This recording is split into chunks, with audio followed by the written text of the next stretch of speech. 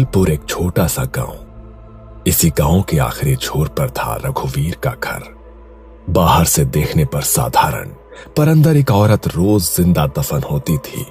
उसका नाम था अंजलि। अंजलि की शादी को 8 साल हो चुके थे। शादी के पहले हफ्ते से ही उसे समझ आ गया था कि ये घर उसे बहू नहीं, एक गुलाम समझता है। तेरे बाप ने क्या दिया था? 2 बर्तन और एक पुरानी अलमारी।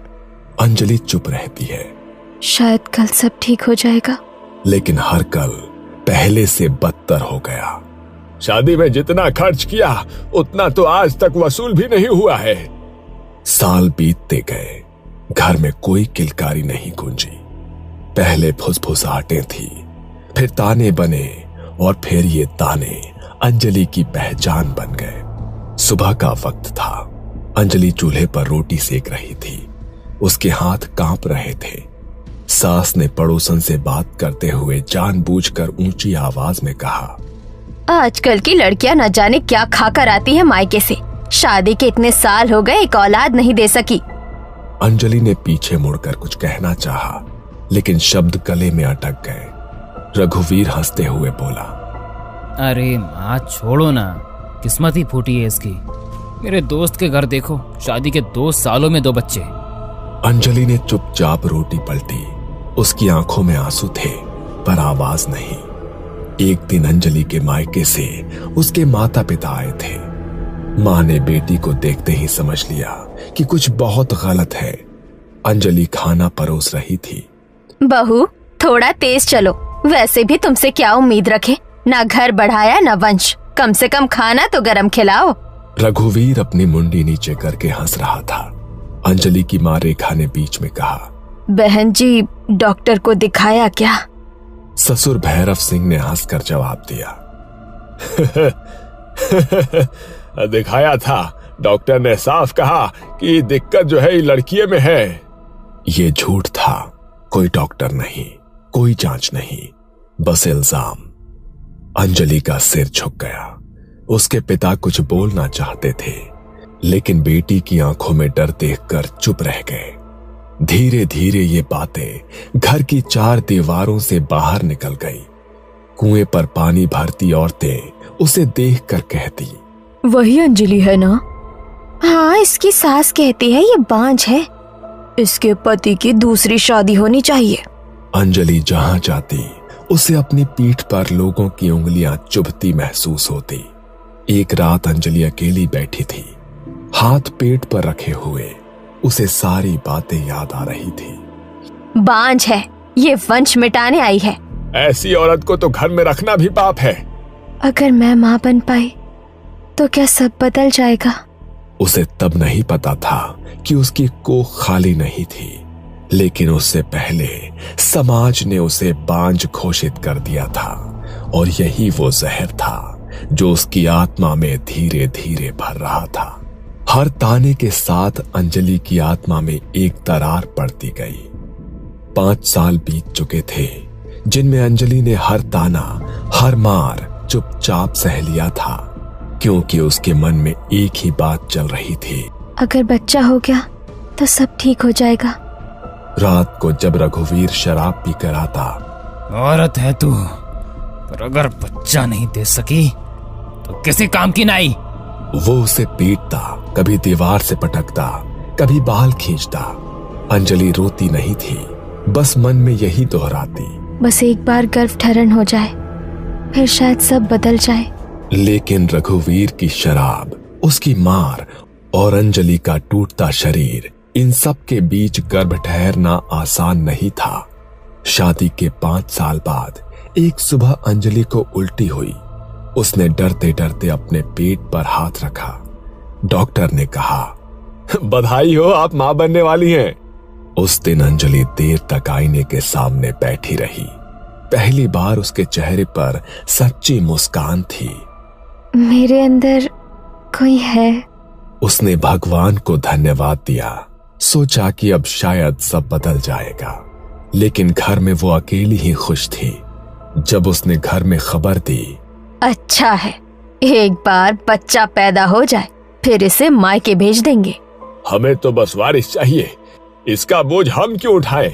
बच्चा हमारा होगा, तू तो बस जरिया है। अंजलि का दिल उसी पल टूट गया। गर्भवती होने के बावजूद उसकी जिंदगी में कुछ नहीं बदला। सुबह से रात तक झाड़ू, पोछा, बर्तन, चूल्हा और भारी पेट के साथ पानी के घड़े उठाना। गर्व है, कोई बीमारी नहीं। खाने में अक्सर बासी रोटी, कभी कभी बस पानी। कई रातें बिना कुछ खाए गुजारी। शरीर सूखता जा रहा था, हड्डियां दिखने लगी थी, लेकिन उसके पेट के अंदर एक जान बढ़ रही थी। अंजलि का शरीर मरने की ओर बढ़ रहा था और उसका बच्चा जन्म की ओर। रात को उसे अजीब सपने आने लगे। कभी वो खून से लथपथ होती, कभी कोई उसकी कोख से बच्चा खींच रहा होता। मेरा बच्चा मतलब। एक दिन सुबह सुबह अंजलि डॉक्टर के पास से लौटी थी। डॉक्टर ने साफ कहा, कमजोरी बहुत ज्यादा है, खाना ठीक से नहीं खाओगे तो बच्चा और तुम दोनों खतरे में रहोगे। अंजलि ने बस सिर हिलाया था। वो जानती थी कि घर में उसकी सेहत किसी के लिए मायने नहीं रखती। ये क्या है? हम क्या जानवर हैं जो ठंडा खाना खाएंगे?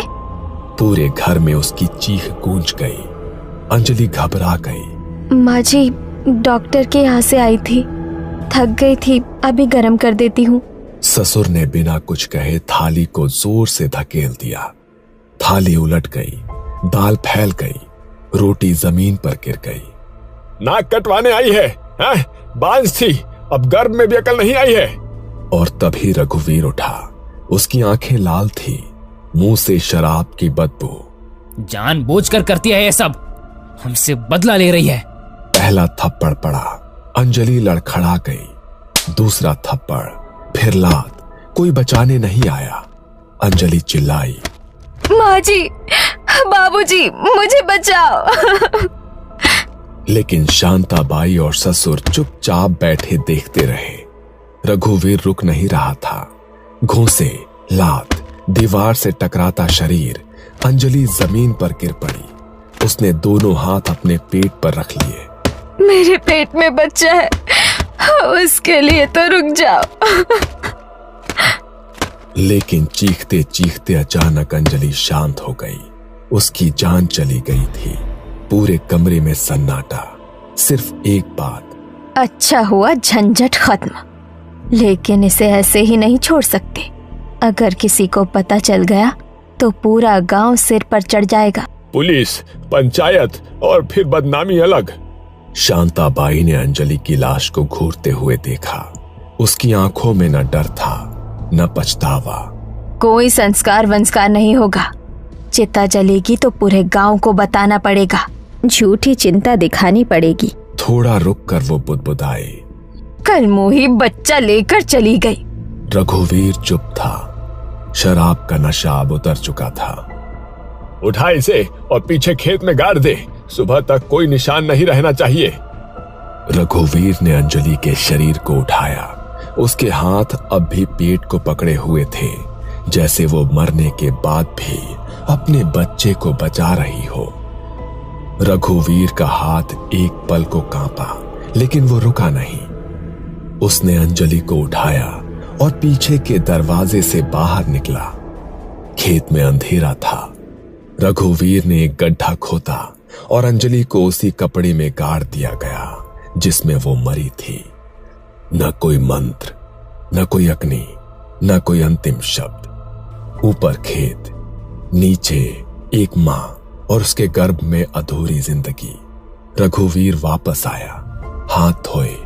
तीनों ने चुपचाप खाना खाया। तीनों अपने अपने कमरों में सोने चले गए, जैसे कि कुछ हुआ ही ना हो, जैसे घर में कभी अंजलि थी ही नहीं। 3 दिन बीत गए थे। घर में अंजलि का नाम कोई नहीं लेता था। खेत के पीछे की मिट्टी अब बैठ चुकी थी। पर तीसरी रात, आधी रात के करीब शांताबाई की नींद टूटी। कानों में छोटे बच्चे की आवाज गूंज रही थी। ये किसकी आवाज है? कहीं बच्चा रो रहा है? कौन सा बच्चा? सो जा। लेकिन आवाज रुकने का नाम नहीं ले रही थी। धीरे धीरे वो आवाज पूरे घर में फैल गई। अगली सुबह गांव के चौराहे पर लोग इकट्ठा थे। कल रात मैंने देखा पीपल के नीचे एक औरत बैठी थी और वो रो रही थी। अब मैंने भी सुना किसी के रोने की आवाज आ रही थी। मैंने भी देखा, लेकिन चेहरा साफ नहीं दिखा, पर गोद में कुछ था। गांव में बात फैल चुकी थी कि रात में कोई औरत दिखाई देती है। रघुवीर के घर में अब रातें सबसे डरावनी हो चुकी थी। कभी किसी के जोर से चिल्लाने की आवाज आती, कभी ऐसा लगता जैसे कोई असहनीय दर्द से कराह रहा हो। माँ, आपने सुना? हाँ, हर रात। एक रात भैरव सिंह को आंगन में अंजलि बैठी दिखी। गोद में एक बच्चा, वो उसे झुला रही थी। अंजलि। पलक झपकते ही वहां कोई नहीं था। हर रात उन तीनों के लिए एक सजा बन गई थी। डर के मारे तीनों एक ही कमरे में सो रहे थे। एक रात सभी सो रहे थे, दरवाजा बंद था। अचानक कमरे में ठंडी हवा आने लगी और खिड़की हवा से खड़खड़ाने लगी। तीनों का दम घुटने लगा। माफ कर दे अंजलि, गलती हो गई। अंधेरे में अंजलि की आत्मा खड़ी थी। उसके बाल हवा में लहराने लगे। गोद में बच्चा। मेरा बच्चा कहाँ है? तीनों का दम घुटने लगा। वो चीख भी नहीं पाए। सुबह तीनों की लाशें मिली। उनका अंतिम संस्कार करने वाला कोई नहीं बचा। गांव में भी अब अंजलि का डर फैल चुका था। रात में कोई बाहर नहीं निकलता। बच्चों को अकेला नहीं छोड़ा जाता। ये कोई साधारण आत्मा नहीं है। गांव वालों ने तांत्रिक हरिदास बाबा को बुलाया। बाबा ने घर और खेत का निरीक्षण किया। ये आत्मा अंजलि की है। गांव सन्न हो गया। बाबा ने मिट्टी सूंघी। यही दफनाई गई थी वो। गांव वालों ने अंजलि के माता पिता को बुलाया। रेखा बेटी की खबर सुनते ही जमीन पर बैठ गई। मेरी बच्ची। हरिदास बाबा ने कहा, गर्भवती आत्मा को शांत करने के लिए उसे वो देना पड़ता है जो उसके लिए सबसे प्रिय हो।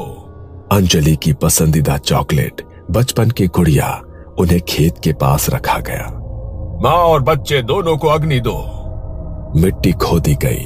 अंजलि का शरीर निकाला गया। अंतिम संस्कार किया गया। आज भी जब आधी रात के बाद कोई खेतों के पास से गुजरता है तो हवा अचानक ठंडी हो जाती है। कहते हैं कि मिट्टी के उस सन्नाटे में एक साया उभरता है। गोद में बच्चा, आंखों में अधूरी ममता और होठों पर एक ही सवाल, मेरा बच्चा कहाँ है?